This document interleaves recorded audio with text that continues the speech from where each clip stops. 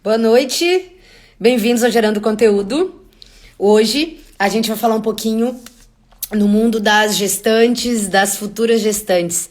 A gente vai entender um pouquinho sobre o ultrassom morfológico do primeiro trimestre. A doutora Lília, que é a nossa convidada de hoje, vai explicar para nós um pouquinho da importância e quais são as suas implicações. Ó, doutora, e a gente vai poder aprender um pouquinho mais sobre esse tema. Fique à vontade. Eu vou ficar... Oi, doutora. Oi, tudo bom, Aline? Como Tudo. vai? Boa noite. Boa Boa noite, todo noite. mundo. Doutora, vamos aguardar o pessoal entrando. Deixa eu tirar uma dúvida contigo. Podemos deixar a live aberta para algumas perguntas, se alguém tiver alguma dúvida? Claro, na hora que tiver pergunta, a gente está aqui. Acho que é o jeito mais fácil até de a gente ter um papo informal, é respondendo as perguntas, né? Perfeito. Bom, doutora Lilian, seja muito bem-vinda ao Gerando Conteúdo. Eu sei que o assunto que a gente vai conversar hoje tu adora e tu é super expert, então para nós vai ser um prazer te escutar e aprender um pouquinho. Que bom. Vamos começar te apresentando. Doutora Lilian Camargo, ginecologista, obstetra e especialista em medicina fetal, é isso? Isso. Uhum.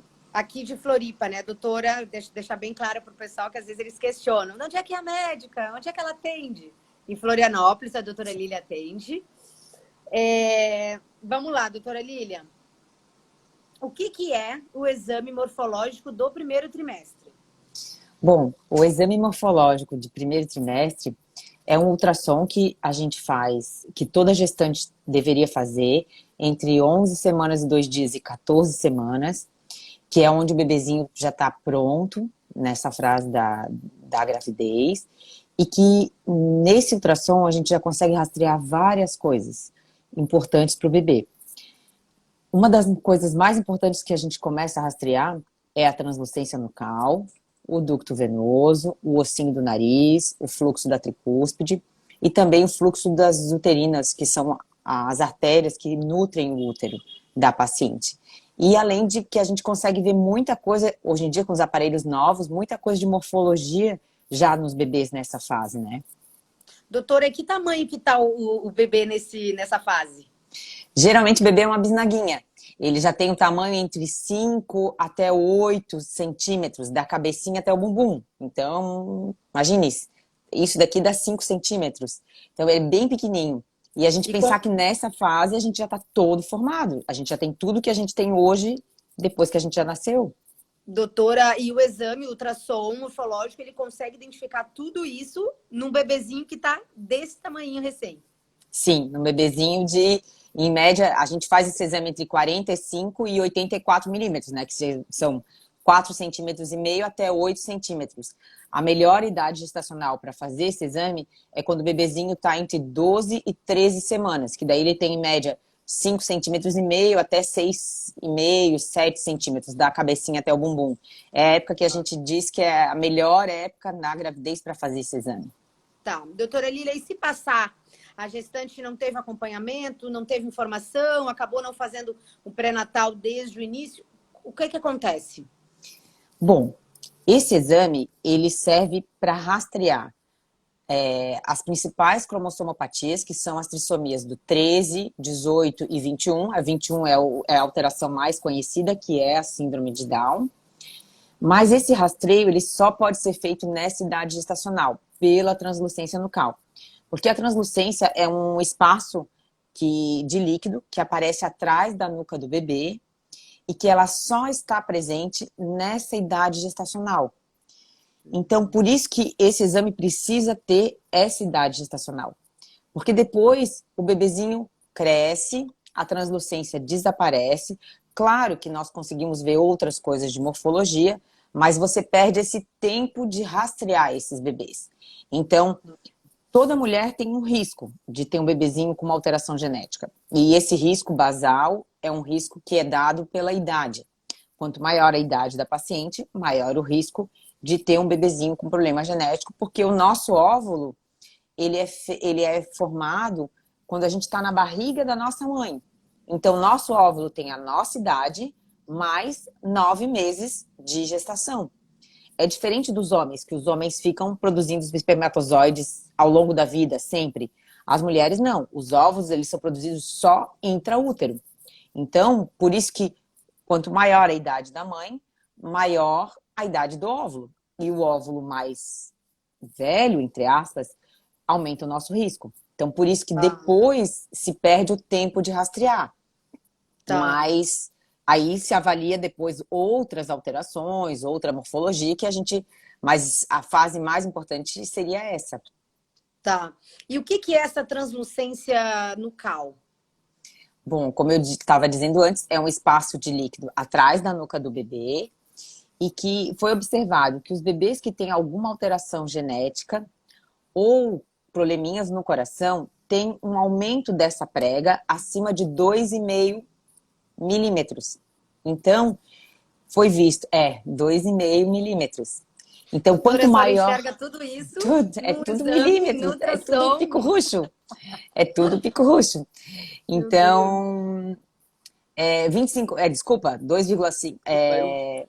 É, então, a gente vê que quanto maior a espessura da nuca, maior o risco do bebê ter alguma alteração genética. Claro que nesse exame a gente avalia também o ossinho do nariz, porque se sabe que os bebês que têm problema genético, eles costumam não ter o osso do nariz. Então, quando o bebezinho não está presente no exame o osso nasal, o risco de algum problema genético aumenta em 3 vezes, né? O ducto venoso também é um vasinho que ele conecta o coração ao cordãozinho umbilical do bebê e ele drena o sangue oxigenado. E também, quando tem uma alteração do ducto venoso e do fluxo na válvula do coração, que é a válvula tricúspide, também aumenta o risco de ter algum probleminha genético ou de cardiopatia nesse Tá, exame, né? tá. O ossinho nasal também, doutora, ele se forma, é o primeiro osso a se formar ou não? Não, vai se formando em conjunto, né? Junto com os Tá. ossos da face toda. Mas o bebezinho que tem problema genético, como os bebês que têm problema, alguma síndrome de Down, eles fazem hipoplasia do osso do nariz. Ou eles têm, vocês podem perceber que eles têm um narizinho todo pequenininho. Então eles não têm essa parte óssea.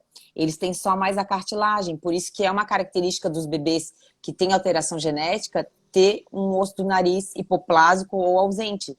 E é uma característica muito visível na hora desse exame da translucência nucal. Tá. E, doutor, o que que a gente faz, então, se é diagnosticado que ele está aumentado? Se essa É, translucência nucal tá aumentada? é uma notícia que a gente não gosta de dar, né? Porque, claro, toda grávida, quando vem, espera, a gente sempre nunca espera receber uma notícia negativa ou, enfim, um exame que esteja alterado. Mas quando o exame dá alterado, significa que o bebê tem problema genético, tem síndrome de Down? Não. Com os exames de ultrassom, a gente consegue rastrear 95% dos bebês que têm síndrome de Down. 5% vão ser aqueles bebês que escapam ao nosso diagnóstico. E tenho também os falsos positivos, ou seja, quando o bebê tem um exame alterado, a gente tem que seguir um outro passo para avaliar realmente se aquilo acontece. Então, qual é esse outro exame que a gente faz? Geralmente se faz o exame genético. É um exame que vai fazer através da coleta ou de material da placenta, que é a biópsia de vilo corial, ou da coleta de líquido amniótico, que é a amniocentese. A gente vai conseguir, pegando essas células ou da placenta ou do líquido amniótico, se expande o DNA e se faz todo aquele mapeamento genético do bebê. E ali sim se sabe se o bebê tem ou não tem síndrome de Down ou tem alguma outra alteração genética. Então, essa é a indicação. E, claro, às vezes, quando é uma nuca pequena, esse exame serve até como tranquilizador, porque realmente, você viu que tem uma alteração da translucência nucal. Ótimo, você fez o exame genético, deu alterado, confirmou. Deu normal, ótimo. Agora a gente vai começar a investigar o coraçãozinho, né? Que o coração a gente investiga daí mais no morfológico de segundo trimestre, que é com 22 semanas. Porque uma nuca alterada, ela pode também representar um probleminha cardíaco no bebê, né? Tá. E então é esse o segundo passo que a gente faz depois de um exame alterado. Tá.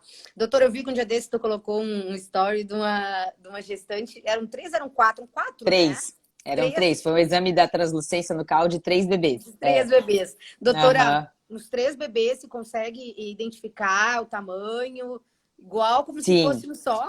sim. Quando é um caso de trigemelar, a gente examina um de cada vez. Né? Claro, primeiro a gente mostra os três, bota ali para a mãe ver, mas depois, na hora do exame, eu examino um de cada vez, né? Tá. Assim, a gente vai, examina um bebê todo primeiro, vai, examina outro bebê todo primeiro, vai, examina outro bebê todo primeiro, e assim vai indo. Então, a gente faz tudo igual, né? Como se fosse uma gestação única, só demora mais tempo. Doutora, e a gestação gemelar, já a gemelar e a trigemelar também, né? Já é uma gravidez de risco, né? Sim, E tem algum fator que é relacionado a essa alteração no exame ou não? É realmente. tem, porque a translucência nucal, quando são gêmeos diferentes, que são gêmeos dicoriônicos ou tricoriônicos, como foi aquele bebezinho que eram 3 placentas e 3 bolsas amnióticas, então são 3 bebês completamente diferentes, porque foram todos fecundados, foram 3 óvulos e 3 espermatozoides. Então, realmente, daí a translucência tem esse sentido de avaliar o risco genético, né, de cada bebê. Mas quando são gêmeos que são monocoriônicos, que vieram só de um único óvulo e um único espermatozoide, e eles se dividiram, tem sempre o risco de um bebezinho começar a roubar sangue do outro. E isso também é uma coisa que a gente avalia na translucência nucal. Porque, às vezes, a translucência nucal alterada não quer dizer que os bebês vão ter algum probleminha genético. Quer dizer que, às vezes, um pode estar querendo começar a roubar sangue do outro e fazer o que a gente chama de transfusão feto-fetal, que é uma complicação da gravidez monocoriônica e que tem tratamento hoje em dia. Hoje em dia a gente faz o laser intraútero, né? E a partir de 18 semanas, 20 semanas, e se trata. Então, são bebês que o acompanhamento vai ficar mais seguido, né? Você não vai espaçar o ultrassom, o acompanhamento dessa gestante. Não, você vai olhar mais de perto, porque se ali chamou alguma coisa, te chamou atenção, opa, vamos examinar mais pertinho, até para tentar fazer o diagnóstico quanto mais precoce, melhor, Essa é a né? importância do acompanhamento, né, doutora Lina? Ter esse Sim. acompanhamento desde o início. Também no exame ali da translucência nucal, outra coisa que é muito importante hoje, que a gente avalia, é o fluxo das artérias uterinas, Tá. né? Que as gestantes às vezes perguntam, qual é o meu risco de fazer pré-eclâmpsia, fazer hipertensão? Antigamente a gente avaliava esse risco, na época que eu fiz residência, a gente avaliava esse risco, faz 20 anos quase, a gente avaliava esse risco só no segundo trimestre. Hoje em dia as coisas mudaram, esse risco se avalia nesse exame. Porque se uma paciente já tem um fluxo diminuído para o bebê nessa fase, nessa idade gestacional, a gente sabe que ali tem o que fazer. E esse aumenta o risco de pré-eclâmpsia, de restrição de crescimento, de problemas relacionados à placenta. Então, nessa fase, quando também se faz um rastreio positivo, se entra com medicação para tentar melhorar esse fluxo para o útero. Então, tem o que Tá. fazer. Tá. E então, se der alterado, quando for linkado à pré-eclâmpsia, também se resolve, se acha, se já tem o diagnóstico, né, no exame, nesse primeiro TRI, para conseguir fazer um tratamento Isso. ideal para que a paciente consiga levar a gestação até, né, o último Hoje momento. em dia, o que é preconizado é o uso do AS infantil. A gente usa na dose de 150 miligramas todo dia, até 36 semanas de gestação. E isso tende a melhorar muito o fluxo útero-placentário e diminui esse risco. Então, tem o que fazer para essa gestante para que não aconteça o que acontecia antigamente, que a gente só fazia o diagnóstico da restrição ou da pré-eclâmpsia lá no segundo, terceiro trimestre e não tinha mais muito o que fazer. Só tratar e ganhar tempo para poder ter um pouco mais de viabilidade do bebezinho, né? Nós tivemos uma live aqui com o Dr. Popim que ele explicou pra gente o que era pré-eclâmpsia, o que a gente podia fazer para, né, tentar, não é nem não ter, mas ter o cuidado com a gestante, conseguir levar a gestação. Foi muito interessante a gente entender um pouquinho do mundo da pré-eclâmpsia. Doutora, e com esse ultrassom morfológico do primeiro trimestre, a gente consegue rastrear a má formação? Sim. várias malformações. Então, porque hoje em dia os aparelhos melhoraram muito, então a gente tem uma facilidade muito grande de rastrear várias coisas, né? Então já dá para ver se a barriguinha do bebê tá fechado, as malformações cerebrais, algumas do polo cefálico, por exemplo, se o bebê tem uma anencefalia, uma alteração de defeito de fechamento do tubo neural, né, que não fecha às vezes o crânio, se a barriguinha tem alguns defeitinhos de barriga e grandes malformações, assim, né, do braço, de perna, enfim. E hoje em dia também a gente faz uma medida que virou rotina, que é a medida do diâmetro ponte e ponte occipito, do osso occipital, que também serve para rastrear também as espinhas bífidas. Então, hoje em dia a gente consegue, vai fazendo essa medida. Claro que muitos diagnósticos às vezes a gente não vai conseguir fazer, porque é uma fase muito precoce, onde o bebê é muito pequenininho, né? Então, por isso que também tem o exame morfológico de segundo trimestre. Mas, assim, a gente, às vezes, algo nos chama atenção e a gente consegue acompanhar essa grávida um pouquinho mais de perto, porque, né, às vezes aquilo te chamou atenção, ou tu fez uma medida e não deu conforme esperado, então você vai pedir para a paciente voltar mais precoce, para ela não ter. Porque alguns diagnósticos, quando feitos de forma precoce, hoje em dia tem alguns tratamentos que já são feitos intraútero. Então, a partir de 20 semanas, e a gente acaba podendo ter mais tempo para encaminhar essa gestante para o tratamento adequado. Tá. Doutora, e esse ultrassom, quando tu identifica que o bebê tem alguma malformação, se consegue entender se isso é uma malformação que vai ser a gravidez toda, ou ele vai melhorar, ou ele vai... Não sei se tu está conseguindo entender o que eu estou querendo te dizer. Existe alguma malformação que é só do primeiro tri, mas que depois pode não ser mais uma malformação e formar direitinho? Geralmente, no primeiro trimestre, quando a gente vê alguma malformação, elas persistem, porque são coisas de formação. Nós temos que entender que o bebê, a nossa formação, ela é até 12 semanas. Depois de 12 semanas, o bebê ele vai crescer e desenvolver. Então, a maioria das malformações são as de formação, e elas acontecem até esse período. A grande maioria, às vezes, uma malformação cardíaca. Eu não vou conseguir enxergar num bebê de 5 centímetros, porque o coraçãozinho vai ter 1 milímetro. Então, é impossível, né? Para vocês terem noção, quando a época de avaliar o coração, que é com 22 semanas, o coração é do tamanho de uma moedinha de 10 centavos. Então, nessa fase, a gente consegue... É muito pequenininho. Mas, assim, nessa fase, aí sim a gente consegue fazer o diagnóstico de uma malformação cardíaca, mas ela não se formou ali, ela já se formou antes de 12 semanas. Então, por isso que a gente vai acompanhando, porque algumas coisas não têm visibilidade muito precoce, outras já têm, então a gente consegue encaminhar.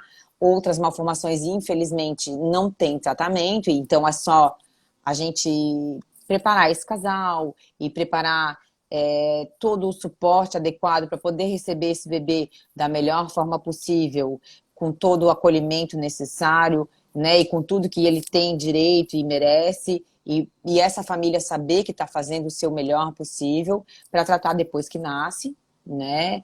Então, às vezes a gravidez só nos dá esse tempo, né? Para buscar o tratamento mais adequado. Sim. Doutora, essa malformação, a maioria delas, em geral, é genética? Minha irmã teve uma gestação que teve a malformação, ou a minha mãe, significa que eu vou ter também? Tem algumas alterações que são genéticas, né? O bebezinho, ele pode ter tanto uma alteração que ela é genética e ela... Ou seja, o bebê tem uma alteração no corpinho e tem uma alteração no cromossomo dele, genética, como uma síndrome de Down.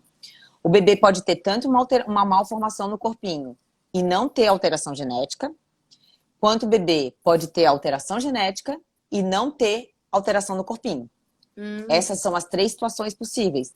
Então, por que a translucência nucal é importante nessa fase? Porque muitos bebês que têm problemas genéticos não vão ter nenhuma alteração no corpinho.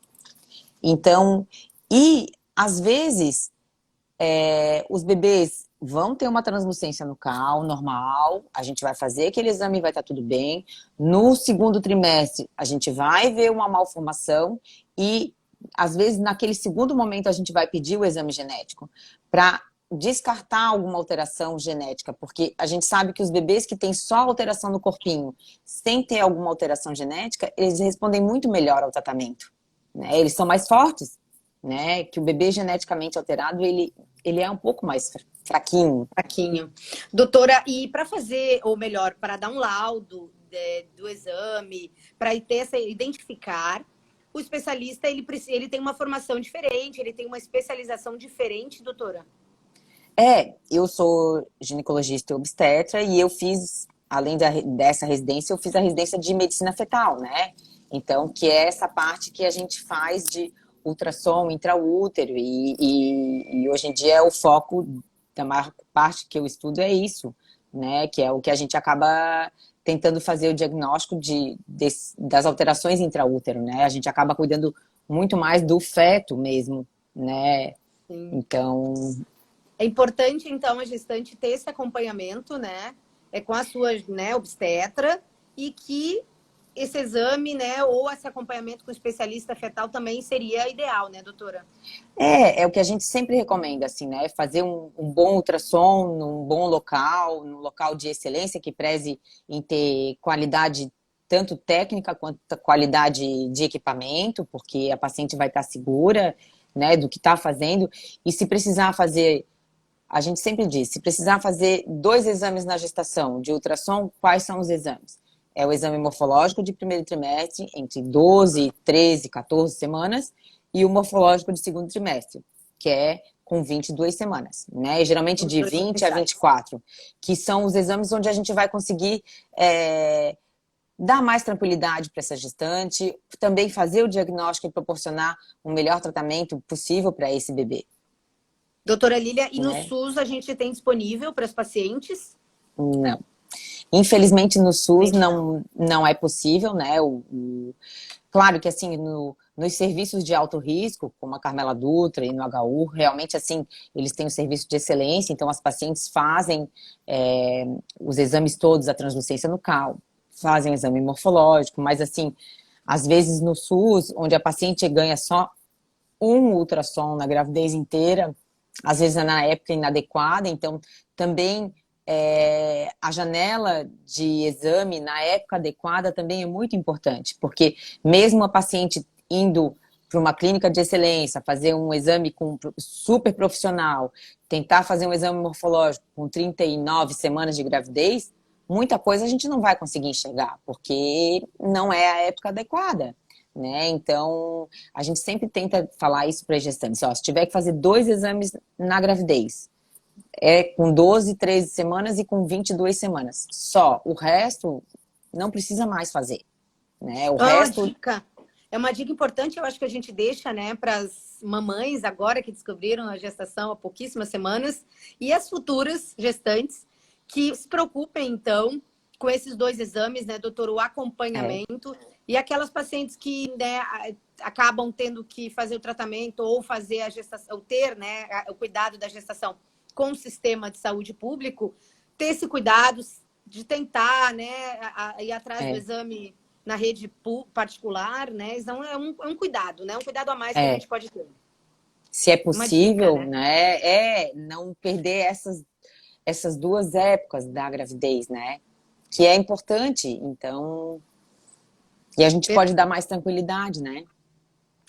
Até para preparar a gestante também, porque a gente sabe que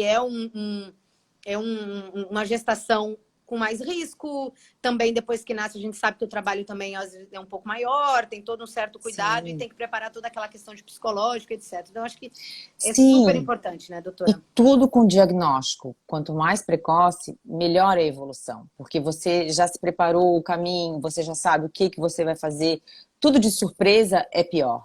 Porque, eu sempre digo, nascer um bebê mal formado, num hospital sem estrutura, sem... Às vezes acontece nascer em maternidade que não tem pediatra, de madrugada, essa criança não consegue acompanhamento adequado e às vezes perde essa janela de tempo de fazer o tratamento adequado que vai fazer toda a diferença na vida dela para o resto da vida. Né? Então, nascer num serviço, às vezes mesmo tendo alguma alteração, nascer num serviço adequado, preparado para receber essa criança, onde a equipe já sabe, é uma bebê que vai nascer, vai ter que operar. Vai resolver pro resto da vida, né? Doutora, isso também até no sistema público, a mãe, a gestante, ela pode desde o início acompanhar, questionar o médico que está fazendo o atendimento, o ginecologista também. Eu acho que isso é um cuidado, por mais que seja público ou privado, é o cuidado da mãe, né? E já identificar desde de cedo, né? E vou dizer assim para vocês que aqui em Florianópolis, esse tratamento, as gestantes de alto risco, o tratamento, quando tem algum bebezinho mal formado e a paciente vai encaminhada para o ambulatório de alto risco, tanto na Carmela Dutra quanto no HU, esse serviço funciona muito bem. Assim, os bebês nascem ou na Carmela ou no HU, a equipe da cirurgia pediátrica logo acompanha também, no infantil. Então, assim, funciona super bem, né? Muitos bebês, às vezes, a gente encaminha coisas que não têm tratamento aqui em Florianópolis, a gente encaminha para São Paulo e fazem tratamento adequado. Então, as coisas funcionam. Aqui em Florianópolis funciona muito bem. Doutora, a Daiana fez um questionamento que nós respondemos no início da live, tá, Daiana? Que é sobre a síndrome de Down. Eu acho que ela botou síndrome de Patal. Síndrome de Patal. Na verdade, não é Down, é Patal.